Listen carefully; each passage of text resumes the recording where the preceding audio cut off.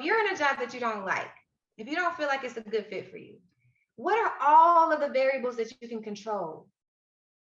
What are all those variables? The ones that you can't control, leave it up to God. You can't be mad that you have a terrible boss, but if you know that you don't want to be there, do everything that you can to get out of that role.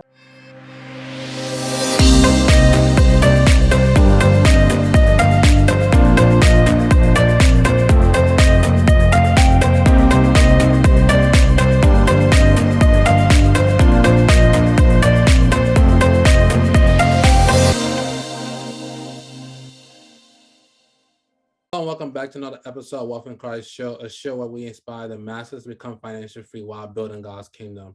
On the show today, we have Miss Arylle Young. Miss Arylle Young is a career transformation coach for Guided LLC and the host of Work and Play podcast for entrepreneurs and professionals who are transitioning from the corporate America to entrepreneurship. In this episode, we will discuss how Miss Arylle helps corporate professionals plan and execute their exit strategy. So thank you for being here, Ms. Arylle Young. Thank you for having me, Dami. How are you doing today? I am doing amazing. Every single day offers a new lesson. And I honestly, I feel like, and I say this all the time, becoming an entrepreneur gives me new lessons on how to be a better human, how to be more Christ-like, how to be more exquisite, how to be a better business person. If I don't finish the day with one of those lessons, then I've done something wrong. Now you're 100%. You're 100% right. Every day is a new lesson in entrepreneur world. So my first question to start this conversation is, who is Miss Arylle Young? That has evolved over time. Especially because we're millennials, I have gone through the age of like changing my Instagram name over and over and over, evolving spirit, or I've been songbird, I've been all these things. And what I learned is all of these things: songbird, evolving spirit, corporate exit blueprint, booty bar coach, right? And I'm just really Arylle Young, and I love 100% to help people transition from who they are to who they want to be over and over and over again, for them to reach down inside of them, realize what's going on, take accountability for their lives, and change it. So that's who I am at a core, from how I deal with my family to how I deal with myself to how I deal with my clients. And it shows up in different ways. So Arylle Young is an evolving spirit. She's an intentionally evolving spirit, and all the things that shows up in different ways. That's really great. I wanted to definitely, have you expand, because you say you're very focused on helping people go and understand who they are, Yes. from who they currently are to who they want to be. So my Yes. first question is, why is that a struggle for people, to truly be who they really want to be or live the life they desire? Yeah, that's a really, really good question. So we talk about purpose all the time. Find your purpose. A life without purpose is dead. Like, once you find your purpose, that's when you start living. And these catchphrases make people feel really guilty for not having a purpose. When a lot of us, literally, especially those who grew up in America like me, we grow up in a space where our ability to tap into these different things that look like our purpose are very limited. So let me explain. I grew up in corporate because when I was, say, 10, all I knew I could do is I was good at math. My score said math. My progress report says the girl is talkative. So we didn't like embellish the talkative part. We said, let's focus on math. So by the time I get to 12th grade in high school, I'm great at math. Have done all of the things, calculus, geometry, all the things. I'm great at it. And I can't teach people. So I know what I know, but I don't know how to teach what I know because I really don't understand it. And that's because the school systems teach a rote memory type of way of how to learn. And that's just not in math. It's in all of these different areas of school. So if I broaden this experience, a lot of us, we go through these containers of life without the opportunity to say, what else is she good at? And because I was raised in a single parent household, I didn't have the experience where it's like, oh, well, let's put her in soccer, let's put her in cheerleading, let's put her in singing, let's just see how she does. It's like, no, mama, like, I need you to go to school, get good grades, because I have to go to work and I have to feed all of my, my family, the household, and keep everything afloat. So the reason I say that is my story, I knew I was going to become an accountant just because I was good at math. So I set my career, my whole trajectory at probably 15. Said I knew I wanted to be a CPA, knew I wanted to be an accountant, knew I wanted to be an executive at a company, because that's all I could dream about. Like, that's all I could have, I was exposed to. And so by the time I found myself, fast forward 15 years, in a corporate job, never really tapped into any of my other gifts. I was woken up by an opportunity to go help people, help young people experiencing homelessness, transition from homelessness to job, gainful employment at my Fortune 500 company. And that's when I realized, oh, I've got these untapped abilities. I have these abilities to reach down into people and help them realize that they have gifts. So the short answer of your question is, why is it like this? It's because we live in these containers of life where we're not tapping into these gifts that we all have. And unfortunately, we get to 25 years old and we start to ask ourselves, what is our purpose? And we think it's going to happen overnight, when really it was almost a 7-year process for me of identifying something else. Not, and let's be clear, I'm only 31. So there's so much more experience for everyone in this life to tap into their purpose. And it doesn't have to just be one thing. You can be great at one thing for 10 years and still learn how to serve people in a completely other way for the next 10 years. I think we're just drained of opportunities to tap into who we are on the inside. I like that. So I guess I would ask, based on, your experience, would you say, getting to know who we are is an evolving process? Like, for 10 years, you may be a teacher, a CPA, but in the next 10 years, you have a different purpose for wherever it may be. Yes, I would say yes. And it's an intentionally evolving process. I was the girl who felt like I was just kind of floating. And what I would say was, as long as you do something, God is going to put his hands on it and he's going to make it great. That was not me living intentionally. I was not saying I need to focus on singing. Let's say singing, because I'm really good at singing, but I've never tapped into it yet. If I said intentionally, in this space, I'm going to go hard at singing. I'm going to give singing everything that I got. And it turned into my purpose. And 20 years later, I'm still singing. Then I've given myself the time and space to grow. But if I just said, oh, I'm going to try singing, I'm going to try to do these things, then that's why we flounder and we just evolve into these random things without any intention. So to answer your question, because I can be a bit long-winded, I do think it is an evolution process, but I think you have to intentionally set your goal on who do you want to be in this space and be comfortable with that changing over time. You're right, and I could definitely relate to you. Much younger, like what you call it, having that containment of like, this is what I'm exposed to. So as a result, with my case, I like the science. So science came to me very easy. I always did well on the science test. And I was on the path of becoming a doctor. But I always had this, I guess, passion for money, figure out how, as a Christian young man at that time, still a Christian young man, how I can view money and still be a Christian and not, Yes. be a, because oftentimes I see in the church, like either people are Christian and they're not well off, or, they're not Christian and they super well off, and it just clash. And it took me a while to understand that, you can do both.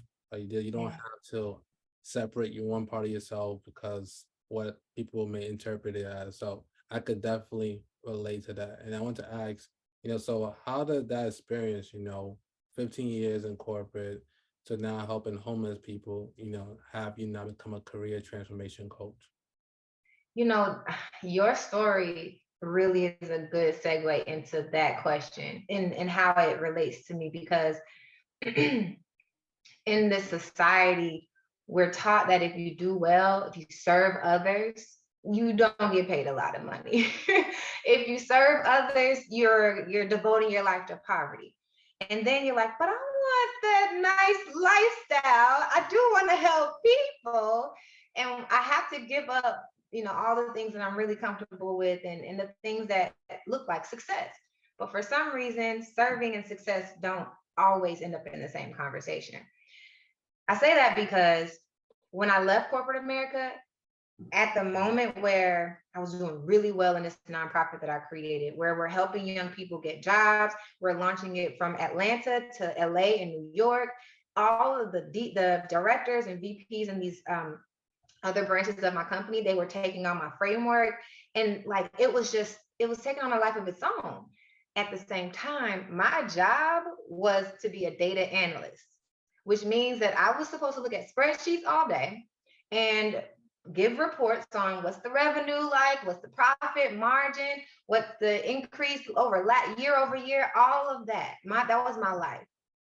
So at the point where I decided I was going to take my life into my own hands, I still had to grapple with the idea that I can still be successful monetarily and do this type of work for young people, for people who need help, for people who need to figure out what their purpose is. So the reason that the way career coaching came about later on in entrepreneurship was that what I was doing already with young people, helping them, was career coaching. Sitting down for a whole hour and a half with a young person who sold drugs his entire life until 18, helping him understand, like, what's the difference between, selling on the corner versus cooking up some things versus like learning who your customer base is, and then having a whole resume full of things, full of skills that could possibly make you a sales representative, could possibly make you a customer service agent, transforming what you thought you were, all of the same ingredients, and putting it out here and saying, listen, that's my life. That's career coaching, right? Now, learning how to utilize that is what we did in that program. What I do now as a career coach is the same thing for people who are already in corporate America and they need the exact same transformation. One thing that I left out in my story is that in between leaving corporate America and where I am now, I decided to go back to school and get my master's in social work. So the skill sets that are required to help someone transition, go through all 5 stages of change, help them understand, how do I get from a point of resistance to opening myself to and willing to change my habits? Those things apply to humans on all different levels. So what I decided to do was merge what I was doing for free for people who have the means to pay. And as I learned more about social work, I realized you can do the same thing and help young people while you help other people of means, creating a network of other people, of other more capable professionals who can do skills-based volunteering, who, after I coach you, can now give back to the people I ultimately want to serve too. So it became a network. Instead of me saying I have to devote my life to working in a homeless shelter for the rest of my life, I said, let me go get the money, bring it back to the community, and have them tell me how they want it to be spent. Because what I was doing before was dedicating my life to poverty, pouring out of an empty cup, and I was not thinking that there was any money in serving people. So I realized, let me marry the two things, and then let me help people at the same time. That is definitely well said, and it kind of leads me to my next question, because now we in this current economy, a lot of people are quiet and quitting, for different. Now because interest rates are going up, inflation, all these different things. So I want to ask, why are people quiet quitting? From your experience. So the short answer, which I can always give you long answers, we're in a culture of avoidance. We're in a culture of not speaking up.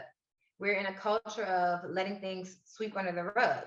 We're not in a culture of using our voice for power. We're not in a culture of standing up for ourselves. We're not in a culture of standing for what we believe in. That part, a person who knows their purpose, a person who knows that they are worth more, shouldn't belittle themselves to have a job, waste their time, and literally just take a check. That's not what life is about. But because we live in this generation where, honestly and truly, a lot of people don't stand for a lot of things, it's easy to just sit by, tap the mouse, and collect a check. I can't speak a lot about the quiet quitting because when I recognize it, I'm automatically going to bring you up out of there. So my situation was, life didn't change for me until I started speaking. So I decided in my mind that I was going to quit my job 3 years before I actually left. Things didn't start happening to me until I walked into my boss's office 3 years later, 5 months after I took the job, and told him that I didn't want to work in that role anymore. After I told him, he's like, why? Why do you want to leave? Like, you just got here. He also knew that at the same time that I was running the program for young people, and he knew how passionate I was about it. Not only that, he knew the results I was getting in that program. So he said, it makes sense. From a business perspective, he was upset, right? He's like, yo, I just hired you. Now I have to hire someone else. Now I have to train someone else. But as soon as he asked me, okay, why do you want to leave? I told him why I wanted to leave. Things started happening. And let me tell you what I mean by things started happening. He reaches out to another leader in the company. He's like, hey, Aryelle wants to do this thing, and she wants to, maybe she can find a role within the company where she can continue to do what she wants to do. We drew out, I quit maybe June of 2018.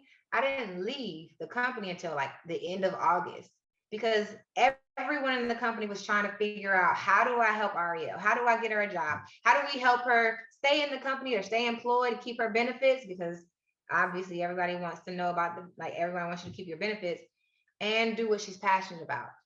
Obviously, I'm an entrepreneur today, so everything that was designed to keep me in corporate didn't work. So I still became an entrepreneur in August of 2018, but I spoke up. As soon as I spoke up, that's when life started happening for me. So the spirit of quiet quitting is about nothing. You're not standing on anything. It's not purposeful. You're looking at other people quitting their job and you're saying, I want that for myself, but you're not looking at yourself within to say, who can I serve?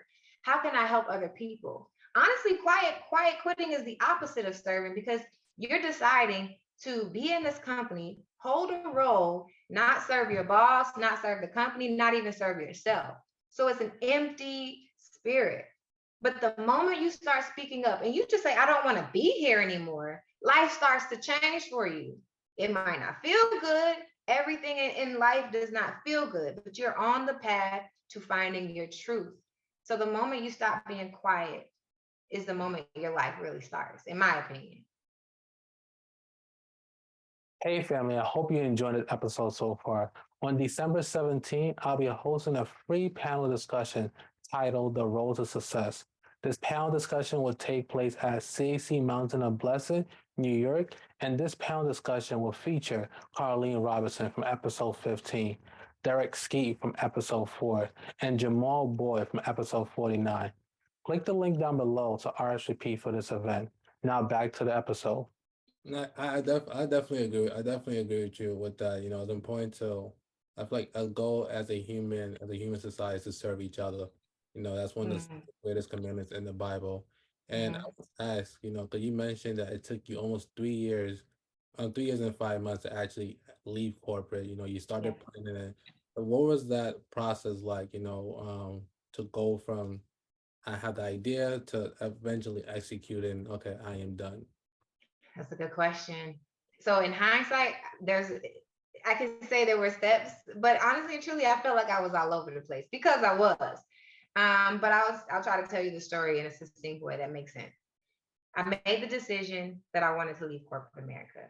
And my biggest fear was, how was I going to start a whole life outside of the corporation that I had created, that I created myself, like a whole brand, and I'm making money based on this job. I had no other skills that I knew of, and I had no other money coming in, no investments. I just knew corporate life. So my biggest fear was, how am I going to make it on my own? So that was that was probably the biggest thing that kept me employed for 3 years after I decided. Because I had the fear of how I was going to make money, I really was searching on YouTube to find other people who quit their job.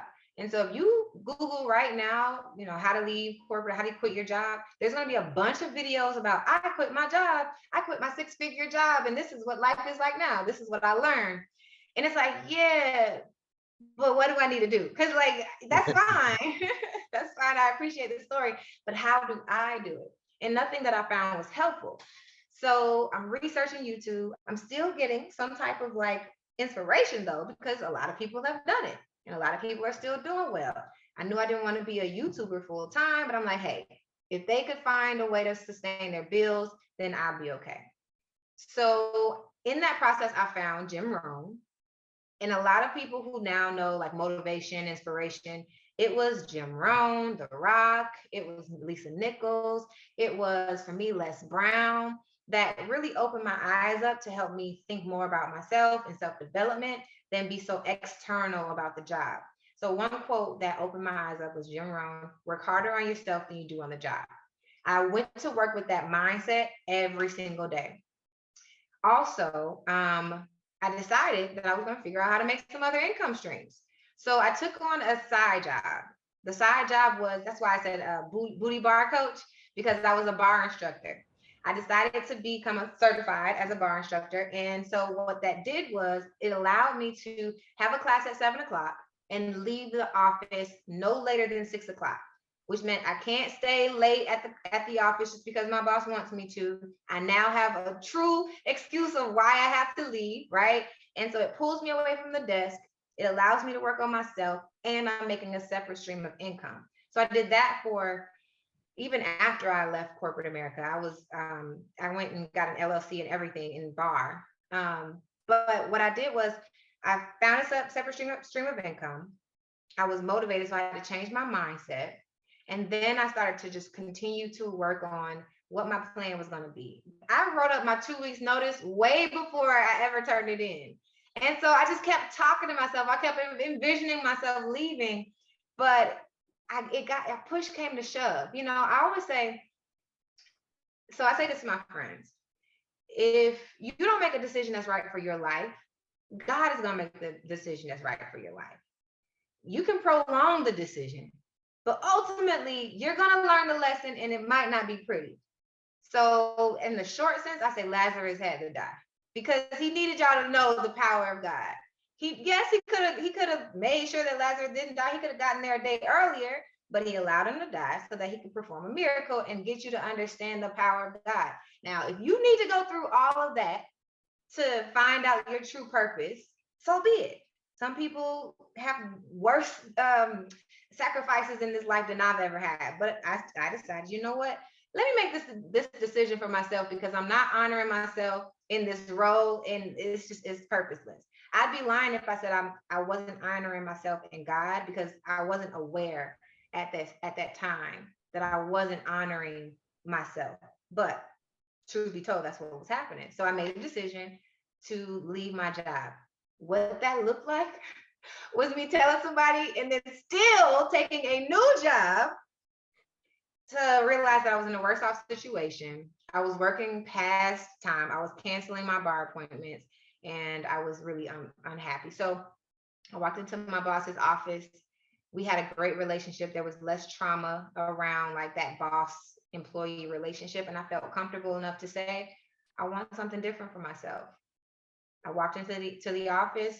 I gave him my 2 weeks notice, and the rest is history. That's wow. So what would you say are 5 steps for those who are listening, to leave corporate, then get into entrepreneurship or start a business or whatever it may be that they want to do? Okay, I'll add a step before everything that I did. Assess your financial situation, meaning what does your 401k look like? What does your income currently look like? Your salary? Do you have a separate stream of income? And how much is that? If you were to live 100% on your savings, how long will that last you? And that plus your separate stream of income, how long will that take you, right? So that's called your runway. So assessing your financial situation, assessing my financial situation is what I should have done. So I always put that at the front of the story, because we live in America, right? And so the best way to find your purpose is when you have money in your pocket, when you have a roof over your head, when you have food in your stomach, when your bills are paid. That's when you can really be flexible enough to find your purpose. So I can't advise someone responsibly to quit their job if they haven't assessed their financial situation. The next thing that I'm going to ask someone to do is identify, why do you actually want to leave your job? We're talking about quiet quitting. We're talking about the great resignation. People are quitting their jobs because other people are quitting their jobs. But why are you leaving your role? So if we don't have a clear reason why, now we have to set up a plan to help you tap into that purpose. So I do a couple exercises with my clients to help them reach out to people, say, hey, what am I really good at? What do you count on me for?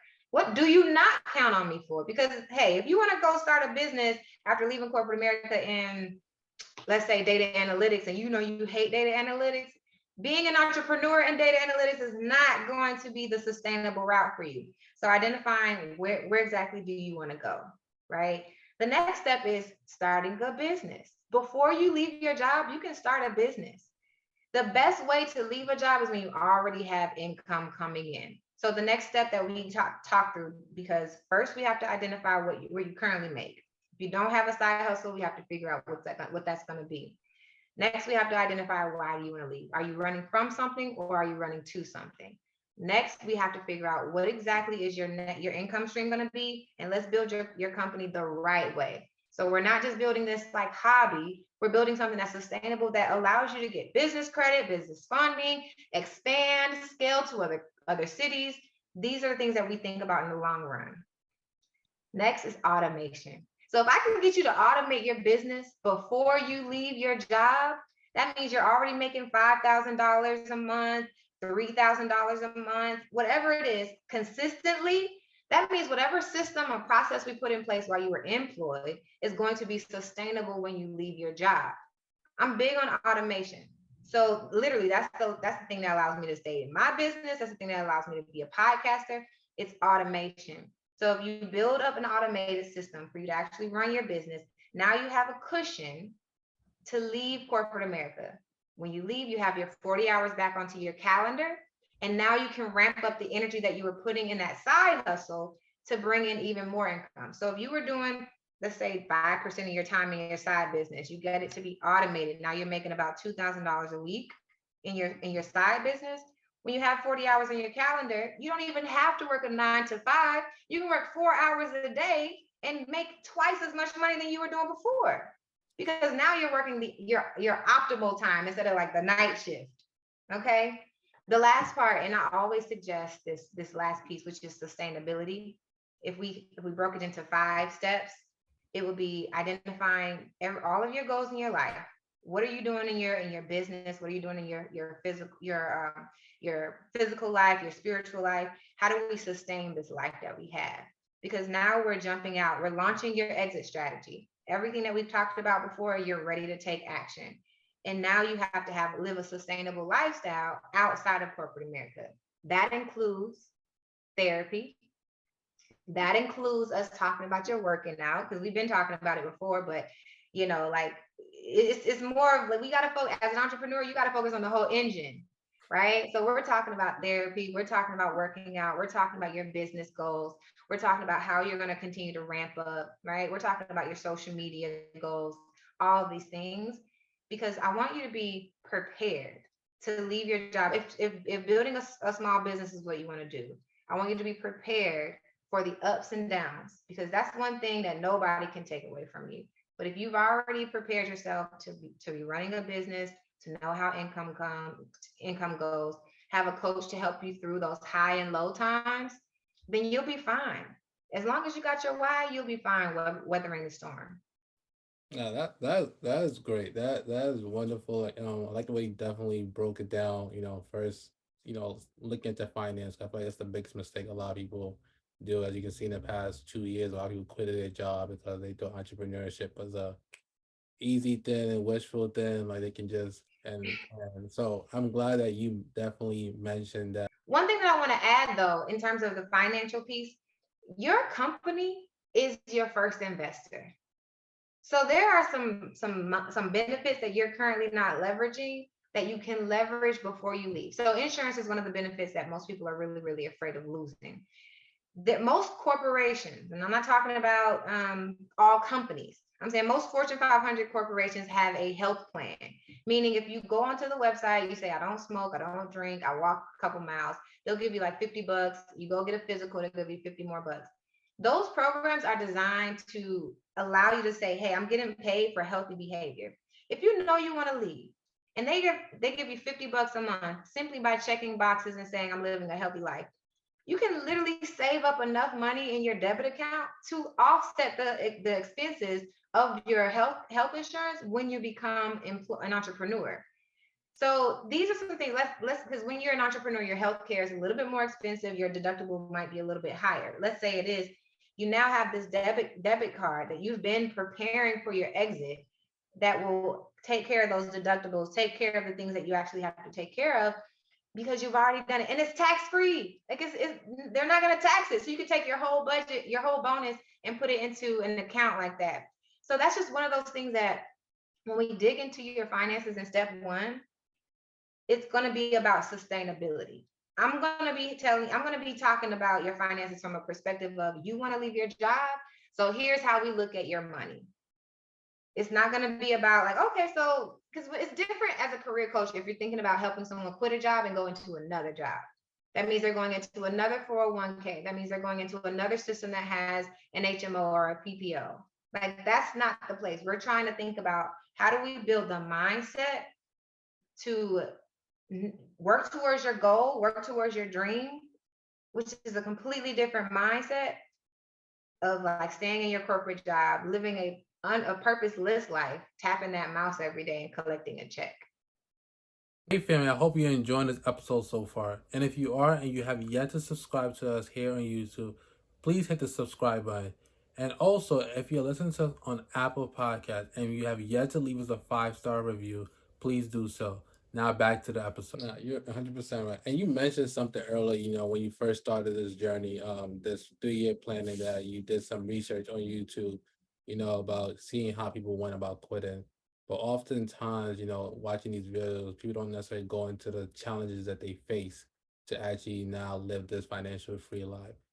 So what are some challenges you face going from corporate to becoming an entrepreneur? Yeah. The number one value that I think all entrepreneurs and all people should develop is consistency. Um, being a corporate employee, you're used to money coming in on a regular basis. And when you leave and you have your 40 hours back on your calendar, you just kind of spend it however you want to. So if you don't take care of your time, I say control your time. If you don't own your time while you're in your 9 to 5, you're going to have a hard time being an entrepreneur. I had a hard time when I first became an entrepreneur managing my time. I didn't know the difference between revenue generating activity and just activity. So even though I saved up a lot of money, saved up about $10,000, that might not be a lot of money for a lot of people, but I saved up about $10,000. And that was supposed to take me through my bills through a couple of months. And I opened up a couple of Airbnbs, which I was bringing in more money. But there were days where I just didn't do anything. In the beginning of my entrepreneurial journey, I woke up late. I wasn't doing the same things that got me to leave my job. I wasn't listening to Jim Rohn. I wasn't getting my mindset right. So I wasn't being consistent. And when you're not consistent, your income is not consistent. So what I did when I was taking more classes, when I was in my 9 to 5 to bring in money on the side, I wasn't doing that same behavior in the beginning. So I learned that if you stop working, then your money stops working for you. You literally have to go out there and keep your momentum. You eat what you kill. So that was one of the biggest hurdles. Like when I stopped being consistent, my money wasn't consistent. And that's the shortest way I can put that. The last thing I'll say that is a challenge is overcoming who you are. Being in a system, working in corporate America, you have the luxury of going into a pre-made system that it's already set up for you. You go to work, you clock in at a certain time. Your boss tells you when a deadline is due. Your director tells your boss when the deadline is due. You have a 9 to 5. Your lunch breaks are at 12 o'clock. Your meetings are scheduled at a certain time. Life is pretty set up for you. As an entrepreneur, so let me tell you why that's important for this next point. You don't have to deal with yourself. Like when you have problems, you can blame it on your boss. When something doesn't go right, when the company folds, if you get laid off, it's because the company didn't make any money. If something happens in the family, it's because you can blame all of these things because these variables are set up for your life to succeed. And if any one of these variables fall apart, it's their fault. Yeah. When you're an entrepreneur, if anything does not go right, it's your fault. That's the hardest lesson that I've had to learn as an entrepreneur, which is it all turns back to me. And that's true when you're in corporate America, but it's easier to blame all these other variables. But when you're an entrepreneur, you're the CEO, you're the employee, you're the client sometimes, right? You are all of the things. So if something's not working, you're not working. And you have to work on yourself. If you don't work on yourself, if you think you're going to be an entrepreneur, if you think you can just keep the same schedule, you're going to be sadly mistaken. So mental health is absolutely of the utmost importance. If you want to be an entrepreneur, I do push therapy. That's why I said that's the last step in executing your exit strategy, because you're leaving who you were and you're going into who you are. And therapy is not just a pity party for us to go back into our childhood and just sit there. It's for us to know, why am I not showing up in my business every day? Why am I thinking why am I like sometimes working on my business and then sometimes not? You'll identify these patterns before you quit your job. And if you find yourself giving yourself excuses for not showing up in your business, then that's the same attitude that you're going to bring into entrepreneurship, which is not conducive. I had to learn a lot about myself emotionally, spiritually, mentally, that were just keeping me stagnant. Self-doubt creeps in, insecurities creep in, the things that you don't have to worry about because life is going for you already. You now have to be the engine, and all parts of the engine have to be healthy. You don't have to think about those things when you're in your corporate. So those would be the two things. Your money, in order for your money to be consistent, you got to be consistent. In order for the engine to run nicely and healthy, you have to be healthy. No, you're definitely right. And I like the fact that you mentioned being consistent, because that's literally what separates the poor from the rich, successful from the unsuccessful. And oftentimes people, when they think of entrepreneurship, they don't realize that it's about being consistent over and over that leads to that compound growth that you see people now flaunt on Instagram and social media across. And I want to, compound growth. I love that. yeah, compound growth. Yes. Yes. I mean, it works just like money. Yeah, literally, you work on one. And this is the thing. People think that they have to do all of these things. They got to do a fitness plan. They got to go to church every Sunday. They got to go and learn this new certification skill. They got to work with their mom to repair their relationship with their mom. If you focus on one thing, you work out every single day. You go call your mom every day. One of the things, your life will compound. Like, you will become a better person in all of these different areas. Yeah. It's just like the way money works. You put a penny in the bank and it doubles every day. You got $1 million by like 30 days, I want to say. And that's exactly how personal development works. That compound growth. I love that. Yeah. So it took me a while to learn that myself. And I want to ask, you mentioned that it took you this 3 years, going back to this 3 years, and you mentioned a lot of different challenges you had to face, insecurities, the doubt. And let me ask you, how did your faith in God, help you, say, yes, this day is gonna come. After this day come, I'm still gonna continue to go, through the ups and downs of entrepreneurship. How has your faith helped you in this journey so far? That's a good question. That's a good question, because the definition of faith has changed for me over the years. The faith that I had when I quit my job was faith in myself. And I can't say it any other way. It's a selfish way of looking at life, because I built up, and I used to coach from this perspective. I built up this self-confidence that I've shown up for myself. I can do this. I can do this. I can do this. Everything will be fine. Even if I'm making 78,000, even if I quit and I'm making nothing, I can do what it takes to get to the next level. I can do what it takes to hit 6 figures. It was all about me. And truth be told, that God was looking at me like, sis, you think you got it? You got it by yourself, honey? Like, that's what he thought. Like, it was a joke. It got me to where I wanted to be, but it wasn't sustainable. My faith now is so much different than thinking that I got it all.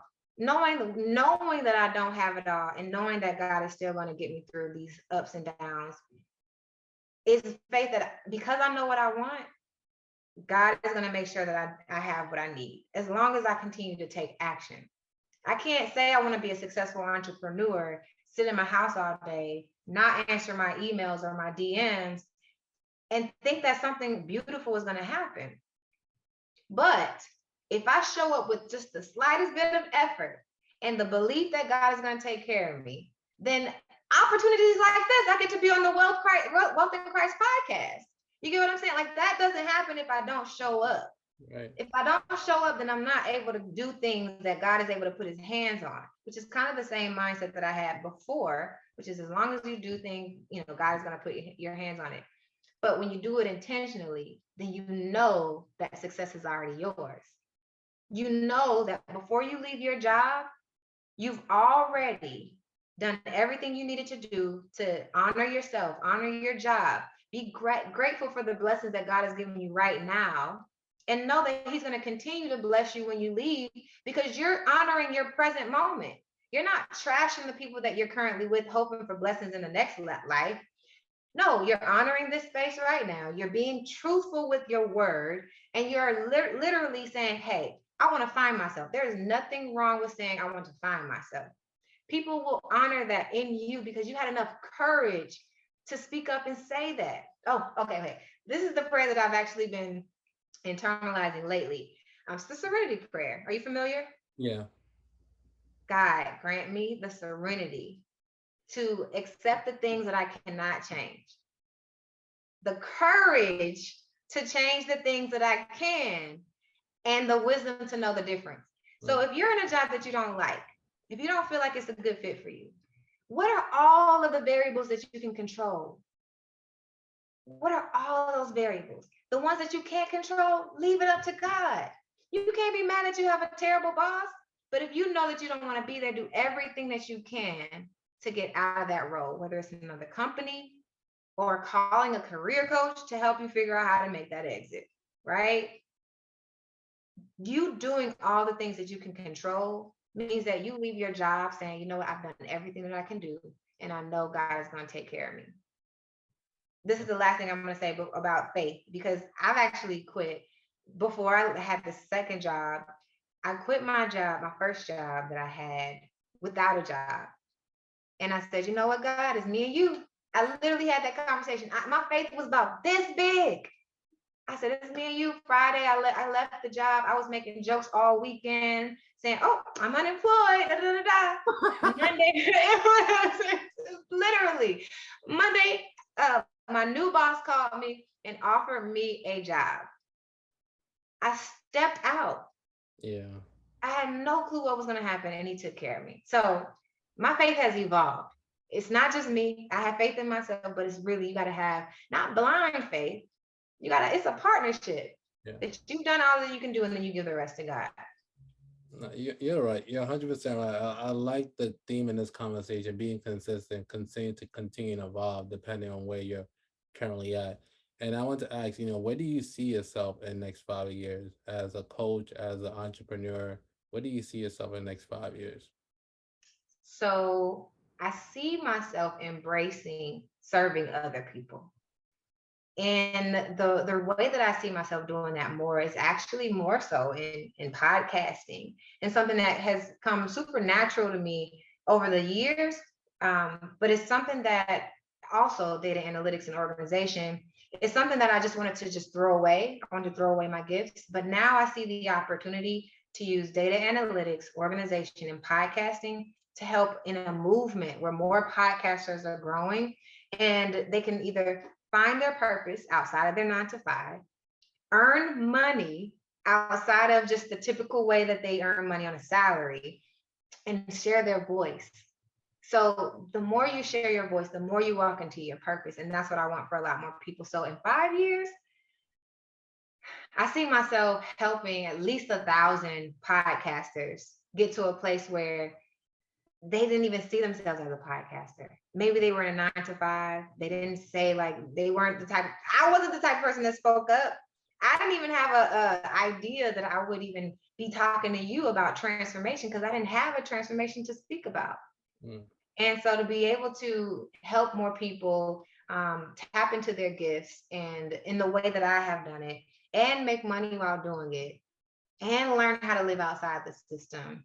I see myself doing it at a much larger avenue. And so that can look like speaking, that can look like my podcast growing, that can look like me having other podcasters under me. The Work and Play podcast was like when I told you I was good at math and my progress report said talkative. I'm leaning into the talkative. If you haven't noticed. And so there's so many other people who deserve that same transformation. So I just want to do that more. You're right. I definitely appreciate you coming on the show today. You know, definitely be a great honor to have you. I want to ask, if there's any programs that people want to get for people who may want to get in touch with you, learn more about, Aryelle Young and what you do and the transformation that you allow people to go through. How can they learn more about you and what some of the programs that you have? Absolutely. So there are two programs. One I'm currently working on. If you want to know more about it in the podcasting lane, you can literally send me a text message to 678 883-0835. And if you say you found me through the Wealth in Christ podcast, then I'll be able to specifically give you a gift for being on the show and watching all the way to the end of the conversation. If you're interested in career transformation, having a conversation about is my career right for me? Is building a small business to create my exit right for me? Then you can always find me on Instagram, Arylle Young _ and the link in my bio has access to all of my different offerings, from one-on-one coaching to my full program. So if those are the avenues, if you just want to have a conversation and say, hey, am I cut out for entrepreneurship? Then hit me up on Instagram, click the link in my bio, and let's set up a call. If it's about podcasts, you already have the number, and say Wealth in Christ so I know where you're coming from. No problem. I want to say thank you very much, as Aryelle Young. And for those who are listening, I hope you guys don't see it as another guest, another person sharing their experience of being an entrepreneur. But I hope this inspires you for you to step out, have the courage that we're talking about. And if you're looking for a group of Christians who are working towards becoming financially free, look no further and join the Pray and Invest group on Facebook. And if you guys don't know, I have a free study guide which can show you how you can get started in the stock market completely for free. And you can get it on my website, wealthinchristbrand.com. And before we close off, I want to ask you, Ms. Aryelle, do you have a word of wisdom for someone who may be listening and still stuck on the side about what they want to do in life? Absolutely. It would be control the controllables and worry less about the things you can't control. It takes courage to speak up. And I know that. Like I was not always about I am not always the person who speaks up the most. But if you know that there's something in your heart and you know that you want to either be closer to God, you want to be closer to your purpose, you want to have a better relationship in your family, you want to make more money outside of corporate, all you have to do is start speaking up and things will happen for you. I can't tell you how it works because you'll have to talk to the man upstairs. But I do know the more you speak on it, the more it's possible. The more it's possible, the more you can actually take action towards what you want to do. That would be my word of wisdom. Take action. Not a problem. Thank you very much. And I hope those who are listening, I hope you guys take action and see you guys next week. Bye, guys. Bye-bye.